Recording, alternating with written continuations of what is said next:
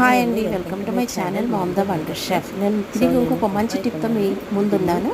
నేను పపాయ కొన్నాము నిన్న సంతలో. సో ఈ పపాయ పండిందా లేదా, లోపల కచ్చిగా ఉందా, పండిందా అని తెలుసుకోవడానికి ఇది ఒక మంచి టిప్ అండి. చాలామంది పపాయ ఏం చేస్తారంటే ఫస్టే వచ్చినాక కట్ చేస్తారు. అది చాలా తప్పండి.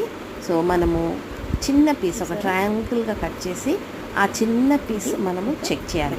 చెక్ చేస్తే అది కొద్దిగా అంటే గరుకుగా ఉందనుకోండి, గట్టిగా ఉందనుకోండి, అప్పుడు అది ఇంకా 2-3 రోజుల్లో పండుతుంది అన్నమాట. చూసారా, నేను ప్రెస్ చేసి చూస్తాను.